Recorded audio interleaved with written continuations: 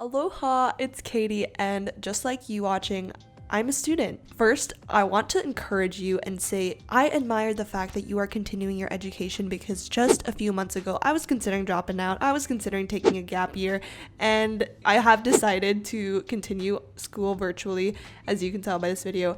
But I think it's super important that we recognize that education is such an amazing opportunity that many people don't have the privilege of doing right now because their schools lack resources to go virtual, or they just have family responsibilities and have been impacted by COVID, so they have to help earn a living.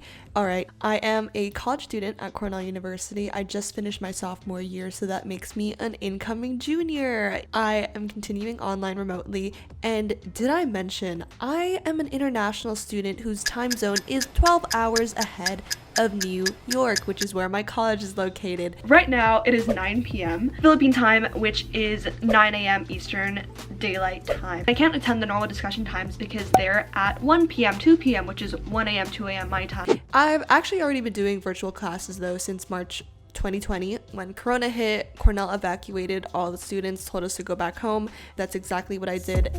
Hello. Dito na ako sa Filipinas. Just means hi, I'm in the Philippines. Mabuhay. And fun fact, I have not left my house since then. That's been like 5-6 months. I haven't left my home. So if you're on the brink of sanity, I'm with you.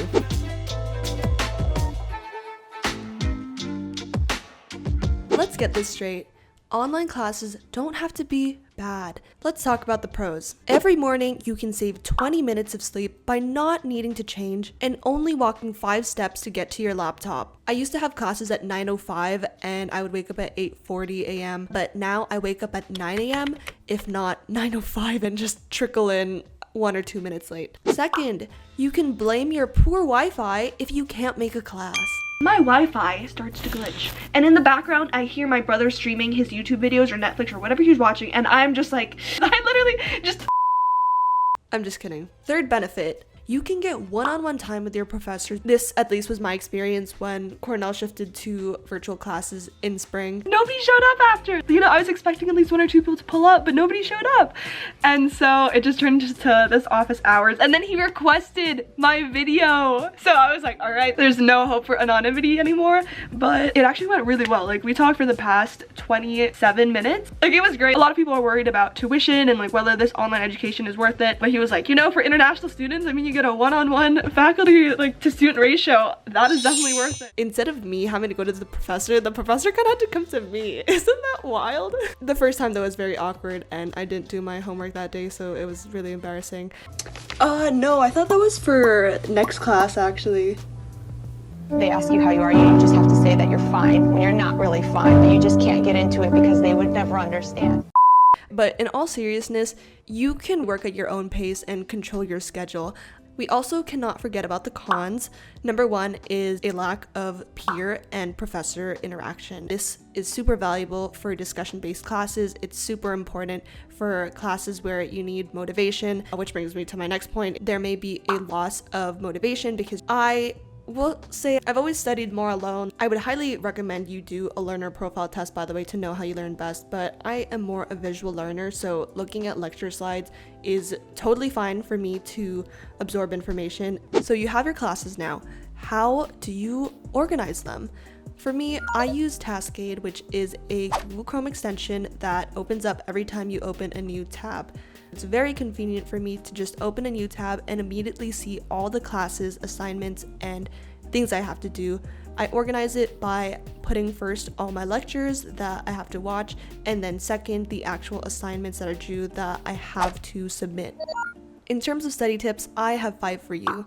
Number 1, write notes while listening to lectures. When you are writing things down, synthesize it. Don't write down notes verbatim because your brain really doesn't do much when you're just regurgitating what your lecturer says. So instead, try to write a more concise summary of what your teacher or professor is saying.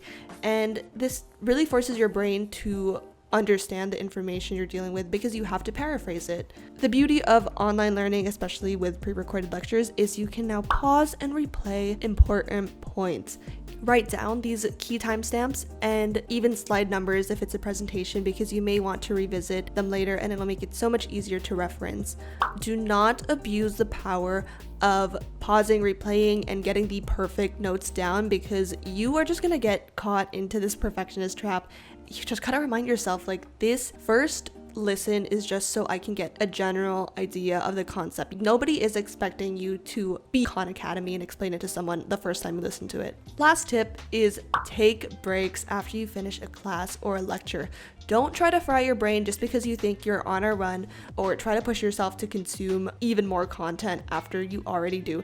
Personally, by leaving something that still needs to be done, it motivates me to actually return to the task after, because let's say I finish one lecture and I'm like, okay, I'm feeling it, I can do another lecture. Like, no, midway I get bored and then I just never want to continue it. You need like some sense of not being complete to want to come back and complete something. Final part of how to survive online school is scheduling. We made it to the end of this video. For me, I use Google Calendar, and I have a very unique system that I developed for myself because I used to be one of those people who would schedule in every single thing in my calendar. I would schedule in a 30-minute block to shower, a 30-minute block to pray, just everything I scheduled on my calendar. But I've changed. So my system right now is very simple. I start off every morning at 9 a.m., or maybe 10 a.m. with a 30-minute block with a book emoji. In this entry, I include a to-do list of goals in the description in order of priority, and I move the block as I progress throughout the day and then take things off the to-do list as I complete them.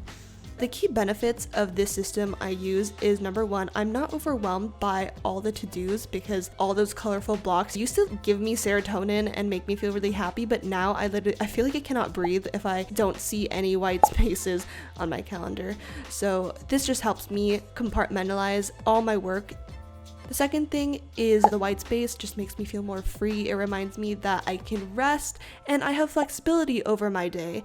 I become less reliant on Google Calendar, and this matters because the more I check my Google Calendar, the more I feel like I have to be productive, and my days are defined by how productive I am at every single hour. And I'm just not about that life anymore. It drove me crazy, and now I just choose to define my days by, okay, this is gonna sound so cheesy, but literally just the love, the gratitude, and God I have in my life that keep me sane, that keep me happy. And I think this is vital when you're doing online classes, because so much is changing, but there are a few constants in life, like the people around you, the things you love, and for some of you, the God that has been so gracious and caring in your life.